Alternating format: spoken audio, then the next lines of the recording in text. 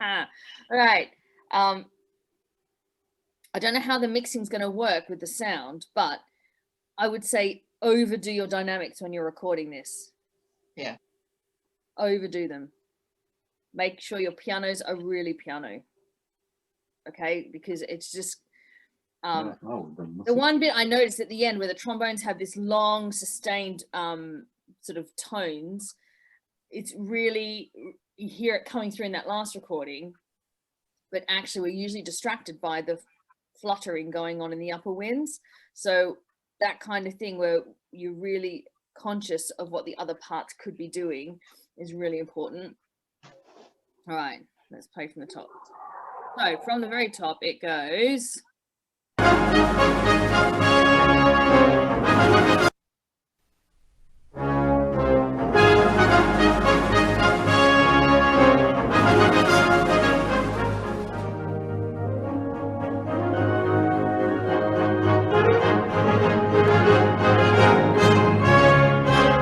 Okay, so that introduction, the drop in bar 4 down to piano needs to be really, really obvious. Okay, any questions about the that opening, that introduction? No, any questions? All right, can we do it at a slightly slower playback speed, please?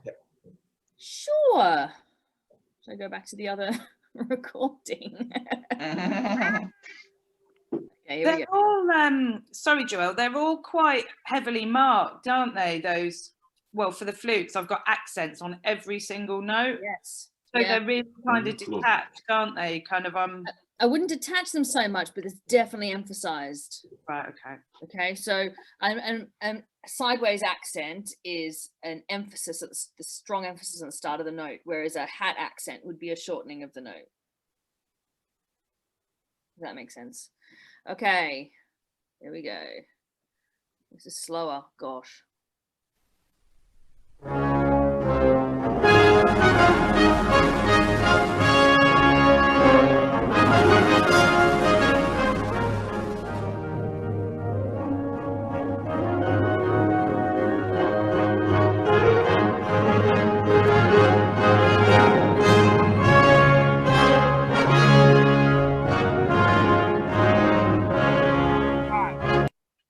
That speed might actually kill me.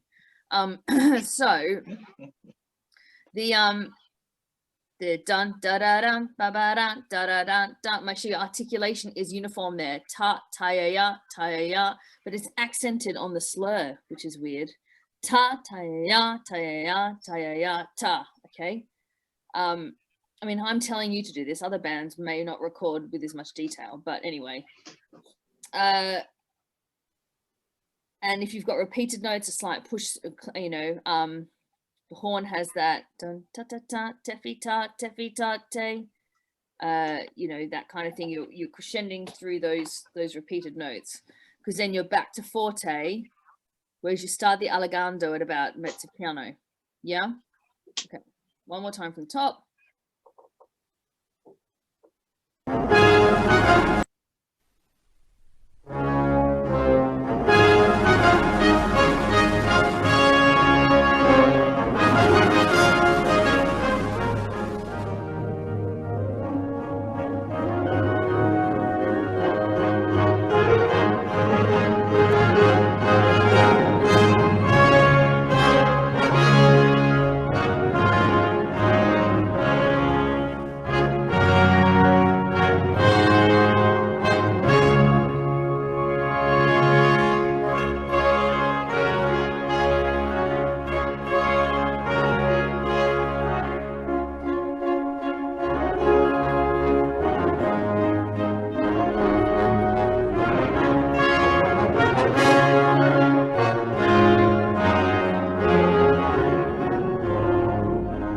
I'm just going to stop there.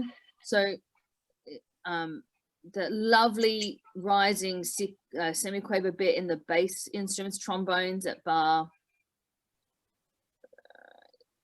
15. All right, that's fun. Okay, so let it be heard, Laura.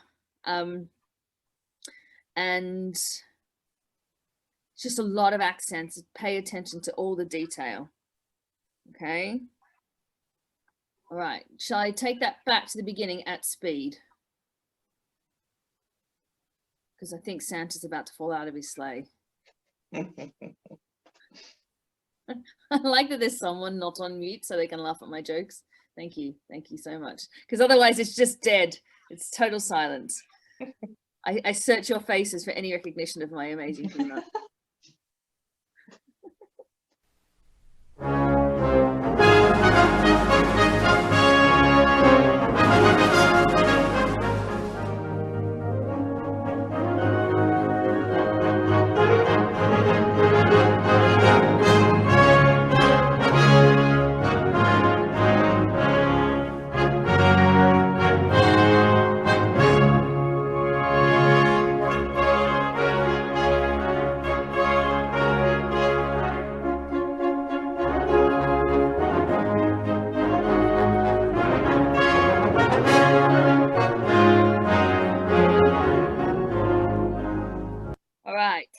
One thing, the sforzando piano you have back in bar 7, 8, 9, 10, you'll notice they don't breathe at the end of that crescendo.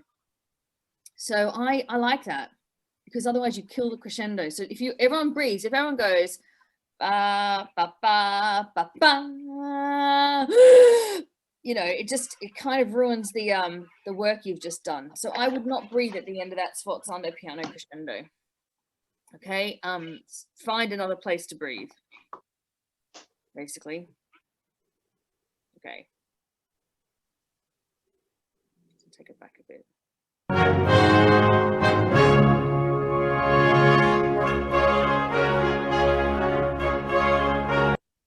Do you hear what I mean? They don't breathe. And I think that's a good example.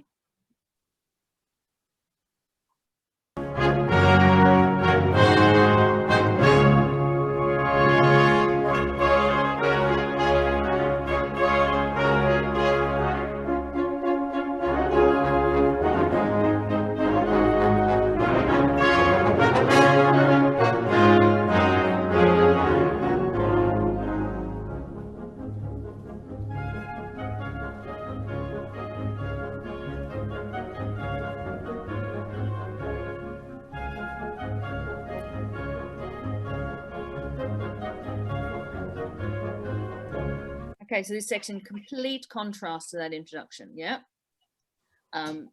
It's not stupidly fast though, but those any quaver part, that clarinet part, staccato, really bouncing off that, and the melody part, da ba ba ba, it's a bounce on those notes too. Okay, so give that a lightness of articulation.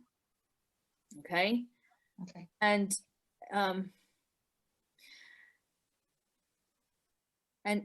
you want to be emphasizing your first beat and your third beat. Da da da da da da da da do do do do do do do do. Okay, giving you that momentum, that phrasing, and then you've got the sequence, the rising sequence from about bar 27. Ba, ba, ba, ba, ba, ba, ba, ba. You know, you're heading to a high point, so you would have crescendo a little bit through that naturally anyway, even though it's not written. Okay, so that kind of thing, you're looking out for adding those little bits of expression. Okay.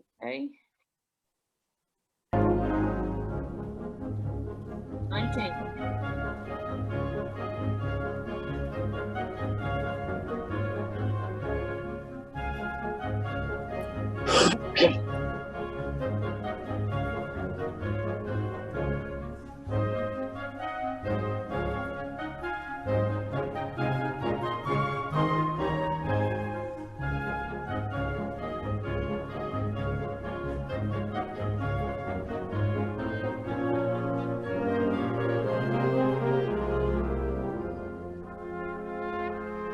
Before we move on to the brass moment, the articulation totally changes in those 2 bars of 437.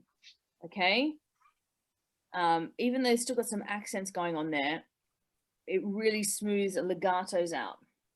Okay, draws out the articulation. So note that. Okay, any questions about that section? No. Nope.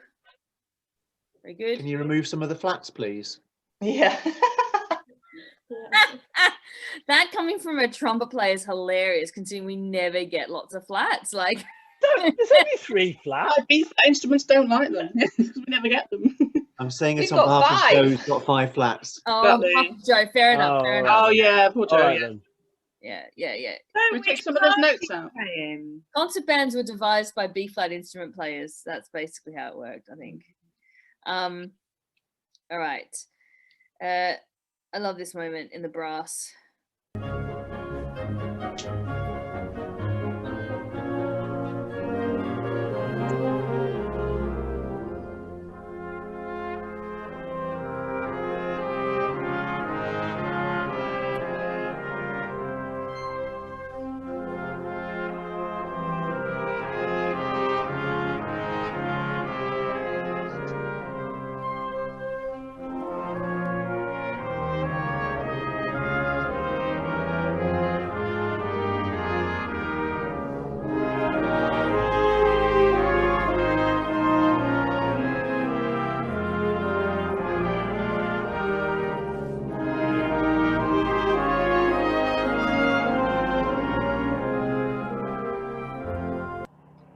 Okay, so the only thing I would say about that section is it's so sonorous. You have to really hear yourself within the other parts, which is awkward given you're playing to a recording. But I mean, that is the shame of this. I mean, I think I get the most buzz out of playing in harmony with other people. And I think this kind of moment, if you can add some reverb to the recordings, Mike, Richard, that'd be great.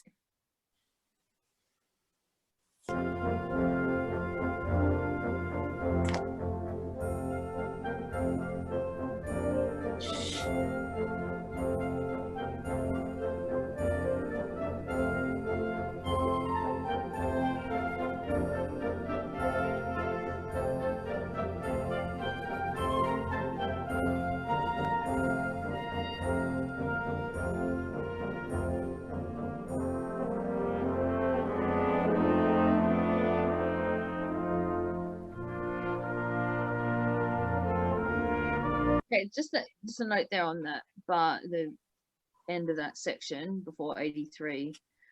There's a real swell in the brass part. Okay, so give that, a lot of warmth, and then on we go. Do you want to cover that part again? The sort of crescendo, like shape a long note. Well, so in 80, whatever it is, 79. 79 to 82, Yeah, there is a crescendo. Oh, it's not marked in the clarinet part. Yeah, it's crescendo's marked in the moving brass sax cued parts. And do you want us to do it with that, or to stay quiet to allow them to do it more? I'd stay quiet. Yeah. Thank you.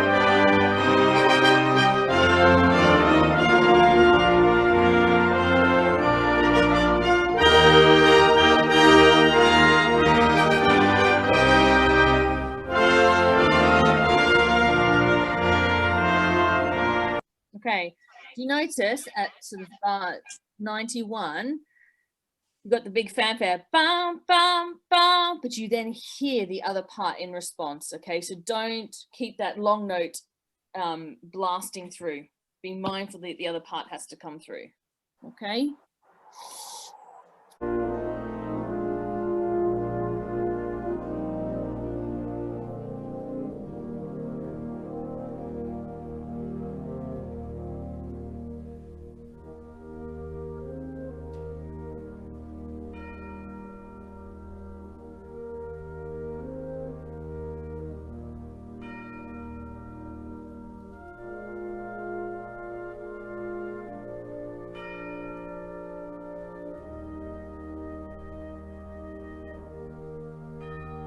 This is much slower than 88. Oh my word. Make sure it's 4-bar phrasing. Okay, so I would definitely keep to the 108 bar 1 of the phrase. Yeah. But don't cut off too much of that dotted minim in order to take a breath. Okay. But let's definitely keep the 4-bar phrasing there, please.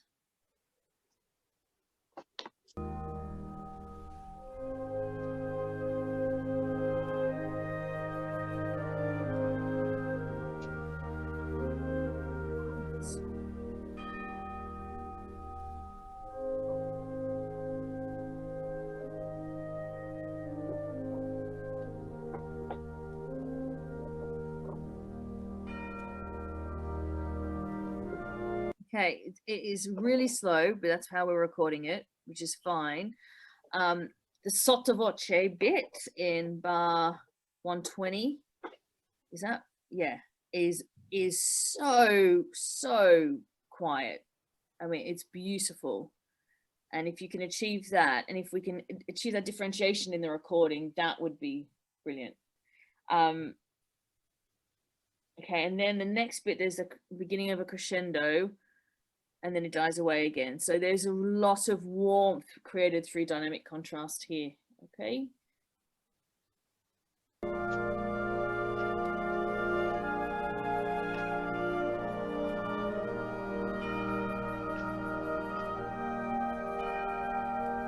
I would say the crescendo is actually mostly driven by the long notes, not the melody.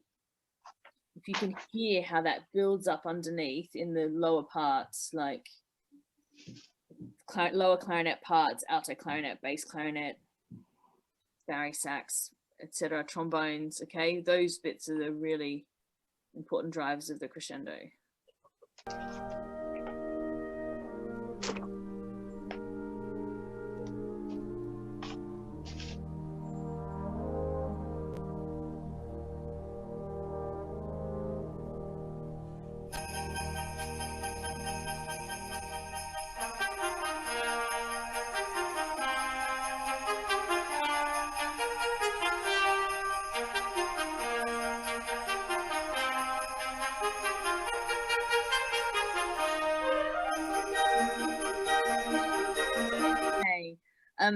So that is very straightforward. Really, it's actually quite loud for the trumpet part there, Mike, as the soli. Considering it's written at mezzo piano, and it's really bitten off, like it's almost accented rather than just staccato. So, you know, I would keep a staccato because lots of people are going to record that part. You've got to make sure we're all in time together. The next bit at 152, is it? Can I just say that I really struggled with that section, actually, 132. Okay. I found it really hard to get the staccato accurate for such a long time. I recorded both parts together and play and sync them, and actually all you could hear was like you couldn't hear the. I tried really hard to do it, but I think that will be hard to achieve a good sound with us all doing it. If that's the case, maybe some people should record it, just the crotchets, like the first of each. So da ta ta ta ta ta ta ta ta ta ta ta. You know what I mean? Because and then there are some subdivisions happening, but otherwise it's we're just grounding that beat. That could be an option, which you can't obviously apply to other bands, but we can apply it to ourselves. Maybe it was just me. Maybe everybody else will be okay. I just struggled with it. Well, I think when you're playing in an ensemble, you're listening to each other and you're then blending in with each other. You're using Exactly an ensemble skill, whereas in this, it's a lot more technical and mechanical sort of approach. So, I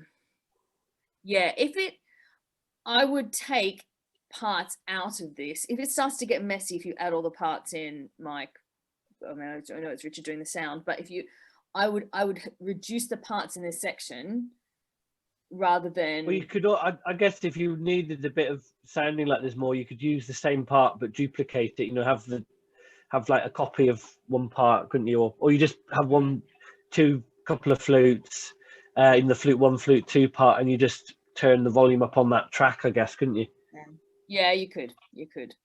I'll record my bits with that simplified pattern. I did say that almost for your benefit, Alison. You know that. Thank you. Thanks. What I've done on the recording that's like linked to the form, to try and get people sort of into the right tempo, there is a couple of clicks just into in the long note from the previous, you know, where it ralls. That was really helpful, Mike. At the new tempo, because that was the only bit where you don't sort of sashay into the time change. It's like bang, isn't it? No, it's really helpful. Hopefully it's helpful. Yeah. What was the speed of the click? Do you remember? Well, I just did it by ear to the Allegro 2/4 part. Okay. So it just comes, it goes click, click, click. That's all right. I'd just be interested because I don't know if it's the same as what's written. All right. Yeah, I don't know. Okay.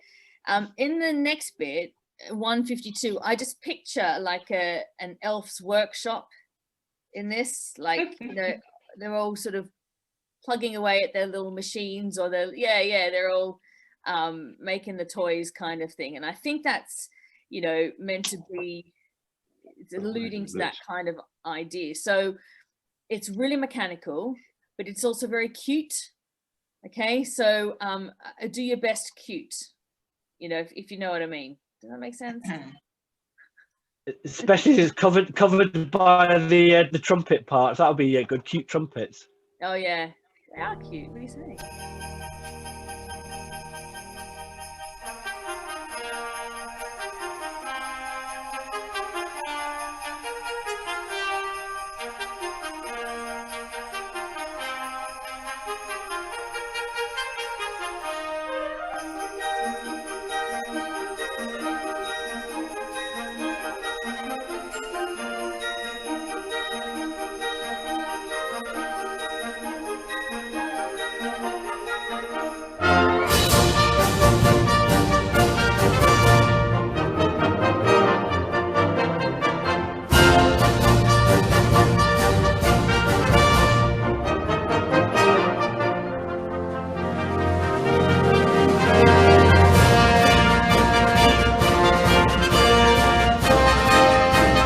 This is the bit where I mean the trombones are very dominant and I love it.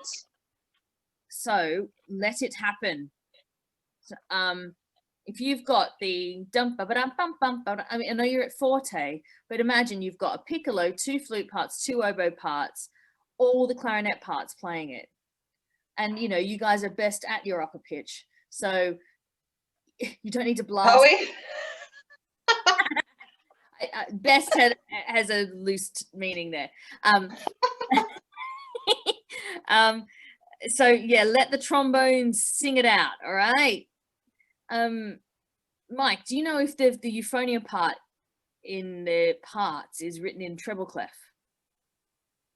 Don't know, but I can check. Yeah, because I know a euphonium player. I reckon you could give us a good version of this. All right. Oh yeah. Yeah. Okay. Let's take that back a bit.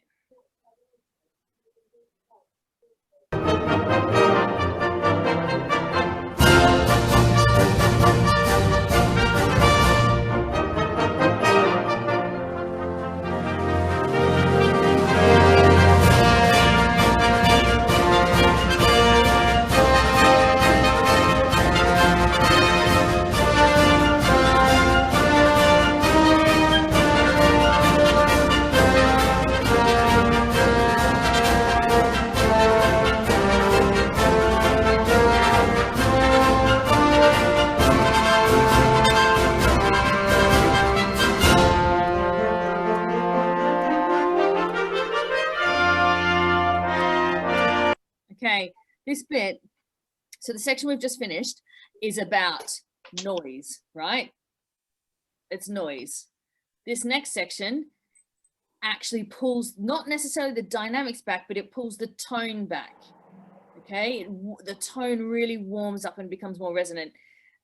So keep that in mind when you're playing it. Like, you can let it rip, you know, in that last section, as long as you can hear the trombones. But at 218, even though it's forte, it is not brash. Okay, so just be mindful of that. I know it's 11 o'clock. We'll be done. We'll just finish this off.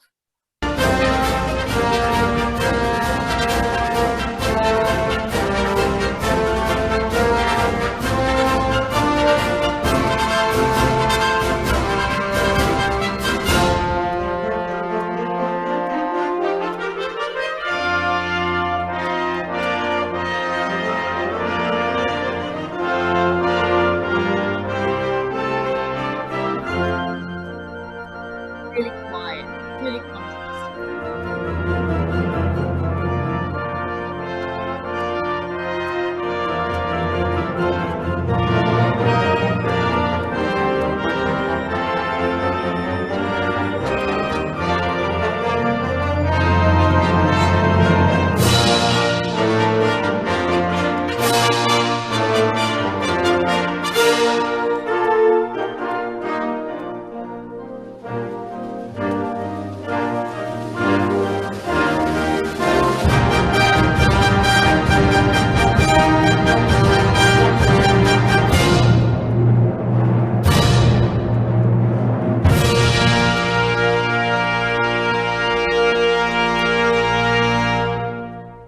Oh, what fun. What fun. Any questions?